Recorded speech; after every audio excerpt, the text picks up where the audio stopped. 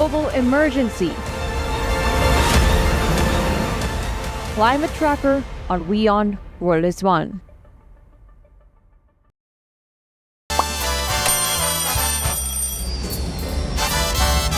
Vielleicht nur als 5%.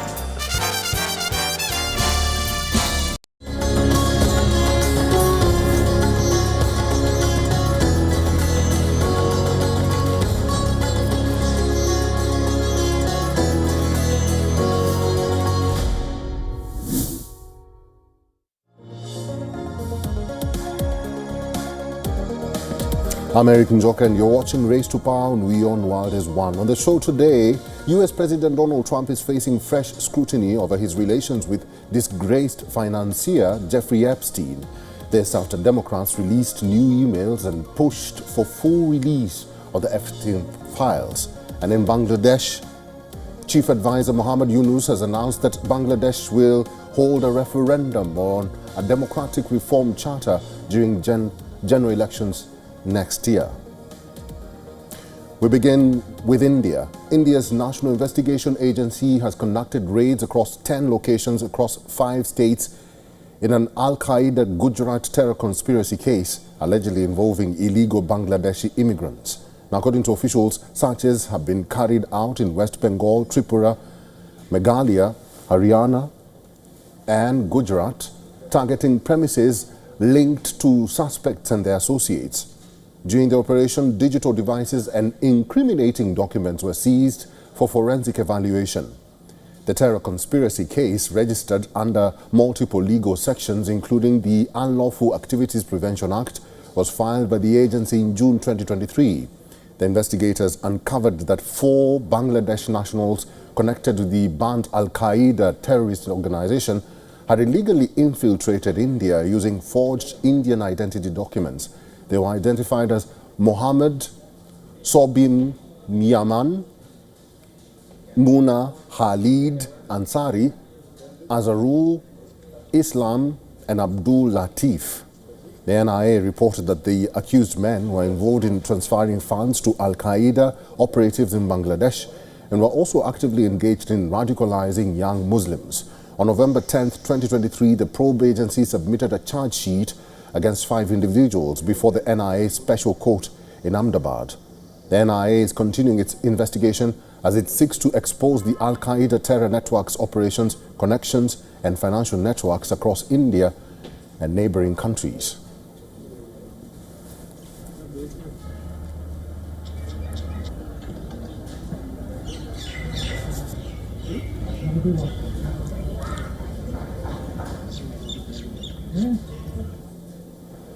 Newly released Epstein emails by Democrats have raised fresh questions about US President Donald Trump's relationship with the disgraced financier.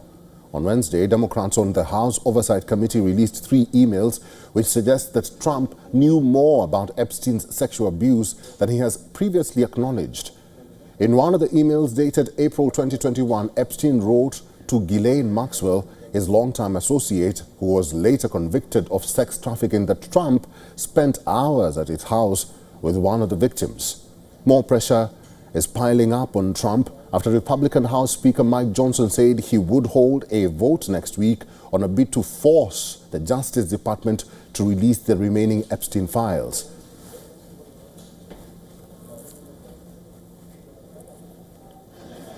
Now, the release comes as Democrats push for the full Epstein files to be made public, with newly sworn-in Arizona Congresswoman Adelita Grijalva giving Democrats the final signature they needed to force a House vote on the matter. Speaker Johnson purposefully obstructed my swearing-in by canceling vote after vote. And the Epstein files discharge petition sat 1 signature short. With my signing, we move 1 step closer to the truth that they will try to deny, but that survivors deserve their day of justice, and the American people demand it. Trump slammed the move, calling it the Jeffrey Epstein hoax, and accused Democrats of trying to distract from what he called the failures on the government shutdown. The The White House also pushed back, calling the emails misleading and taken out of context to smear the president.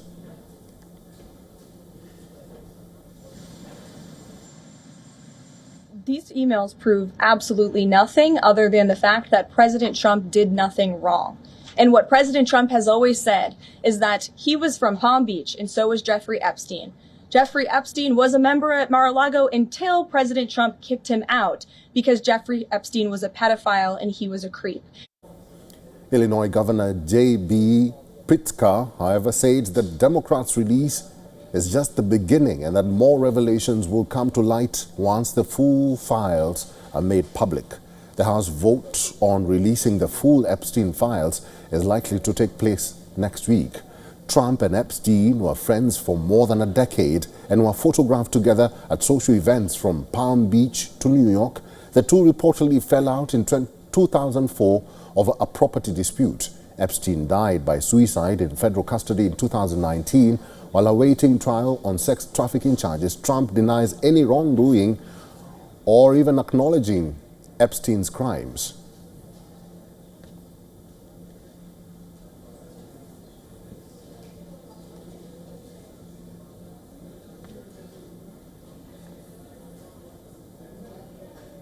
Let's now talk to our correspondent Susan Teherani. She's live in New York. Susan, it's good to see you. It's been more than 11 months of Trump's presidency, but the Epstein files and the Epstein case keeps haunting the president. What's the impact that this Epstein case is having on the president and also his MAGA constituents? Yeah, great questions, Eric. First of all, these emails that the Democrats decided to release the night that the shutdown ended are significant, but there's no smoking gun in these emails. Ultimately, the question is not just what these emails say, but how they're associated with Donald Trump and how much does Donald Trump know and knew about Epstein and his illicit activities. So those are the questions that both Democrats and Republicans want to get to the bottom of. It's definitely not a good look for the Trump administration, Donald Trump and his DOJ, notably Pam Bondi, for not going ahead and releasing all of these files. But I think the Democrats and Republicans both, and even many in Trump's own MAGA base, while they won't attach so much significance to what just was released by the Democrats last night, but they do want to know what are in these Epstein files, not just related to Donald Trump, but why is it that the DOJ just won't release them? So this vote next week that Speaker Johnson is backing as well might shed some light on that and force the DOJ to do that. Ultimately, I think both sides are saying, let everything come out and let the public decide. And then ultimately, if Donald Trump is not guilty and is innocent, then everyone's going to put this behind them. However, it's also important to note that when President Trump talks about hoax and whatnot, there are those in his MAGA movement and his supporters who believe that the Democrats decided to selectively last night release this because it would take the headlines and the news away from their failures in the government shutdown. And also another thing that Democrats might be under fire is that Speaker Johnson is willing to vote on this next week, but not talk about the Democrats' key demands, which is to put a vote on healthcare subsidies, which caused the shutdown initially. So, no smoking gun yet, but it's definitely of intrigue, of interest, and doesn't make the White House look good that it's sort of pushing back so much. Well, Susan, the Democrats have threatened that there are more revelations that are coming soon, and we are waiting for that next week vote. But still, if more revelations do still come out from the Democrats, what impact will that have on President Trump? My concern is the president. Yeah, that's a valid point. And really the issue is right now, it depends on what comes out. After the Democrats released some of these emails, the Republicans last night immediately released a treasure trove of evidence, as 20,000 documents from the Epstein estate. And again, there is no smoking gun. Now, there is a question of how much president was associated with Epstein and how much he knew. But the fact that he was directly involved Some believe that if there was any there, it would have been out by now, especially during the election season, the last election season. But unless and until we know what's in these documents, we won't know the impact it has on Donald Trump. Does it make him look good right now in the public eye? It's just not clear whether or not the public sees this as a priority. They do see this as tabloid fodder. But other than that, it seems that people have already made up their minds about Donald Trump, whether they love him or hate him. We'll see. Let's see what comes up. Let's see what comes out. Susan, it's good to see you. We'll have to leave it there. Thank you. After 43 days, the U.S. government shutdown, the longest in American history, ended after Trump signed the Congress-approved short-term funding bill. Meanwhile, a parallel crisis is unfolding in the economic data world. Key October jobs and inflation reports may never be published. Trump says government operations will resume. So with my signature, the federal government will now resume normal operations, and my administration and our partners in Congress will continue our work to lower the cost of living, restore public safety, grow our economy, and make America affordable again for all Americans again. The president also said money for health insurance to be paid directly to Americans rather than extend the subsidy scheme, which expires at the end of December. That was one of key issues of difference between the Democrats and Republicans, resulting in the government shutdown. The Democrats wanted the medical insurance subsidies to be extended, but the Republicans were holding out. Now Trump's solution suggests another debate before the government funding runs out at the end of January next year. The shutdown began on October 1st. During this shutdown, approximately 900,000 federal employees were furloughed and about 2 million more worked without pay.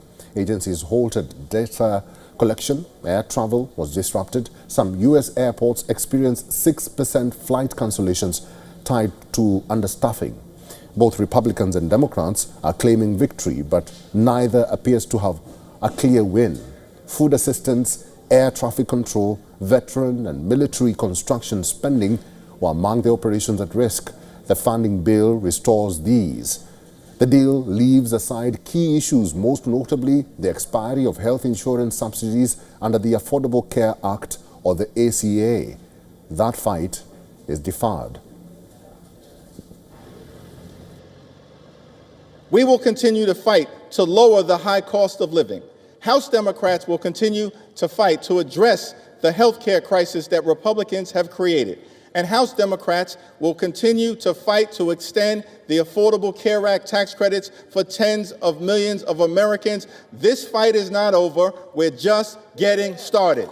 And there's only two ways that this fight will end. Only two ways, Mr. Speaker, that this fight will end. Either Republicans finally decide to extend the Affordable Care Act tax credits this year, or the American people will throw Republicans out of their jobs next year and end the speakership of Donald J. Trump once and for all. That's how this fight ends. But even as the shutdown ends, a new crisis looms, the collapse of official economic data. The Bureau of Labor Statistics, the BLS, and other statistical units suspended operations during the shutdown. The White House says the October jobs and inflation data are likely never being released. The Fed's next rate decision meeting is scheduled for December 9th to the 10th. Without up-to-date official data on employment and inflation, policymakers face greater uncertainty in setting interest rate policies.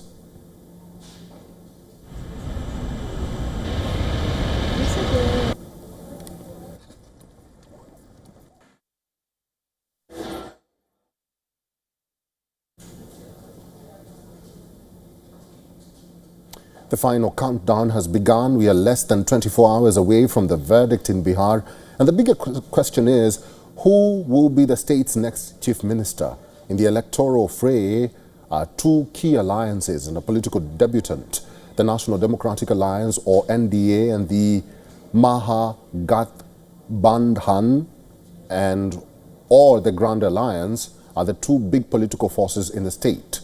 While the NDA did not officially announce its chief ministerial face, it rallied behind incumbent Chief Minister Nitish Kumar when the opposition cornered the alliance on the Chief Minister's question. On the other hand, the Grand Alliance went into the polls with RJD leader Tejasvi Yadav as the alliance's chief ministerial face. Tejasvi is the son of former Bihar Chief Minister and RJD patriarch Lalu Prasad Yadav. Also in the fray is poll strategist turned politician Prashant Kishore, whose Jan Suraj party is contesting the elections for the first time. Although Prashant Kishore himself is not on the ballot, he has claimed that his party would either win it all or lose everything. All exit polls from the state have projected the NDA to secure over two-thirds majority in the 243-member assembly. If data from exit polls are anything to go by, the NDA could secure over 150 seats, while the Grand Alliance could be limited to a little under 100 seats. Exit polls have suggested a dismal show from Prashant Kishore's Jan Suraj party, with the outfit likely to secure anywhere between 0 to 5 seats.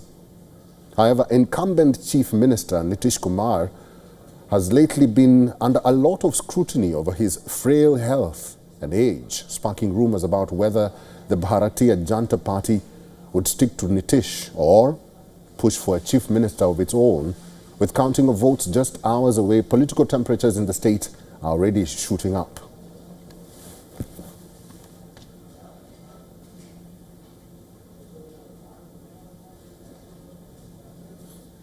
We spoke to Aditi Fadnis. She is a senior journalist and contributing editor, Business Standard, to get a sense of what's in store for the counting day. This is what she told us. JDU on its own has not too much organizational heft and strength. At no stage has the BJP tried to undermine him. In fact, efforts by others in the alliance to undermine him have met with stiff resistance, even public resistance. So I think overall, Nitish Kumar has had a lot of support.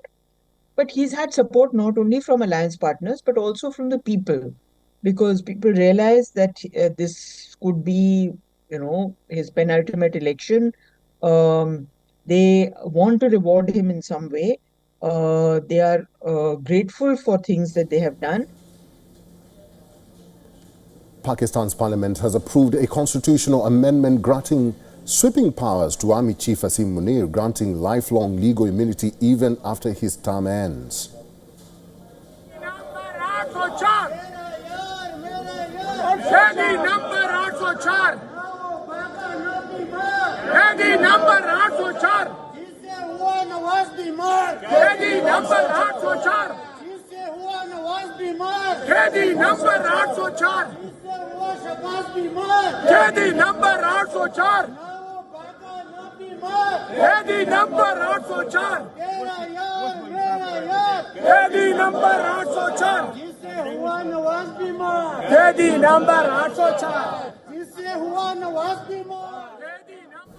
Well, these are the images from inside Pakistan's National Assembly, where slogans were shouted and raised by the opposition members. On a screen, Pakistan Prime Minister Shehbaz Sharif, his coalition partners Bilawal Bhutto, while opposition members are sitting in the well of the House.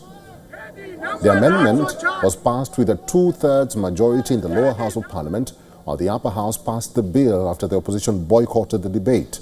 This legislation formally elevates Asim Munir to the role of Chief of Defence Forces, giving him command authority over the Army, the Navy and the Air Force. It also guarantees that Munir will retain his rank and enjoy lifelong legal immunity.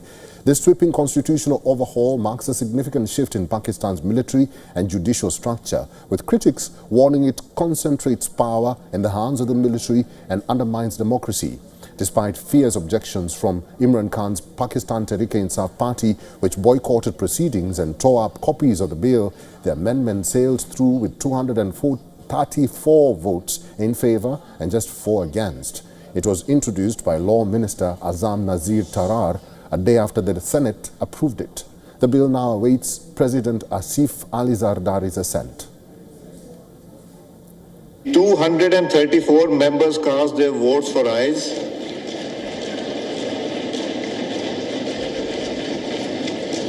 4 members for noes. Consequently, the bill is passed by the Assembly by not less than 2/3 of the total membership of the Assembly. In addition to the defense reforms, Pakistan's 27th constitutional amendment creates a new federal constitutional court to handle constitutional matters, effectively curbing the Supreme Court's powers, which will now focus only on civil and criminal cases. The government will be responsible for appointing the judges who will staff the new federal constitutional court, representing a major shift of power within the judicial system. Pakistan Prime Minister Shehbaz Sharif welcomed the 27th constitutional amendment as a significant move towards strengthening Pakistan's institutions and promoting national unity.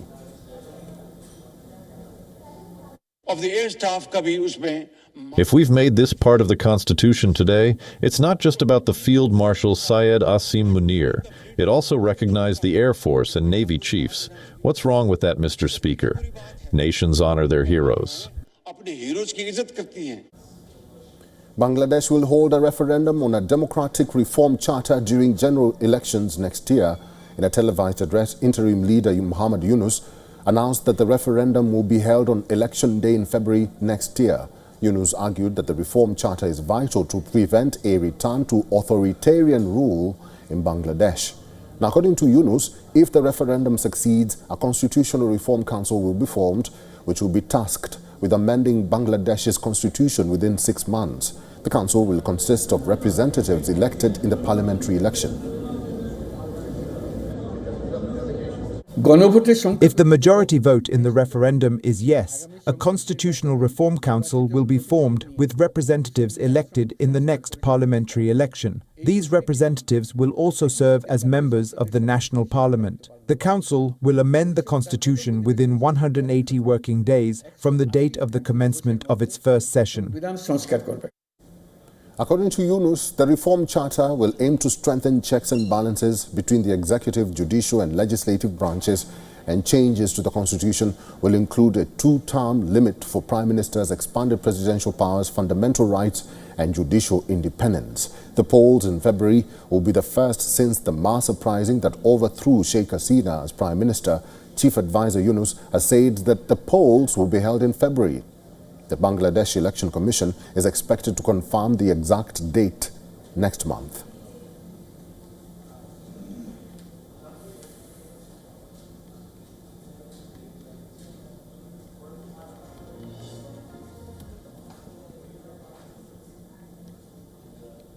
We are still talking about Bangladesh, and in a WION exclusive, former Bangladesh Prime Minister Sheikh Hasina has launched a scathing attack on the interim government led by Muhammad Yunus. She says and accused him of quoting Islamabad while trying to erase the legacy of her father, Sheikh Mujibur Rahman. WION's Sidhan Sibol spoke to the ousted Dhaka leader, who spoke about the Bangladesh's future and ties with Pakistan. When asked about increased engagement between Yunus' government and Pakistan, the former Prime Minister called out Yunus's rushed embrace of Islamabad. She called the move a desperate attempt to seek international validation. She further added that Islamabad has not apologized to Dhaka for 1971, accusing Yunus of quoting Pakistan while trying to erase her father's legacy. She claims that Yunus has no mandate to realign Bangladesh's foreign policy. The former Prime Minister also spoke about the political future of Bangladesh and the future of her party, Awami League. She says that the planned elections cannot be free, fair or inclusive if the ban on the Awami League's participation is maintained. She says that as a party, Awami League will continue to challenge this ban legally, diplomatically and peacefully. The interim government has scheduled highly anticipated parliamentary elections for February 2026, that's next year. A lot is at stake for the polls in the South Asian country, which witnessed unprecedented protests last year. Reports suggest hundreds of Awami League supporters have been detained without trial over the last 12 months.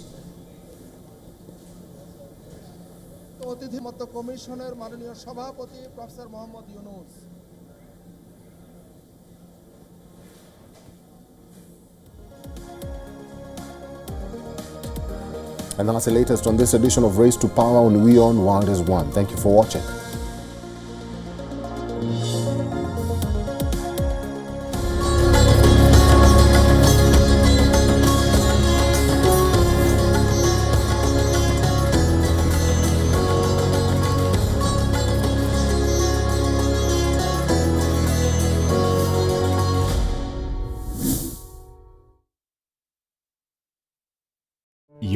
Health Resort is unique, the only one of its kind. Experience the 4 paths of natural wellness: yoga, Ayurveda, acupuncture, and naturopathy. Each uniquely customized program improves the whole person to make every person whole. Come to WION Health Resort. Make your reservation at WION.com. Rashtriya Swayamsevak Sangh. To some, it's an extreme ideology. To others, it's the very soul of India. To some, it's rebellion. To others, it's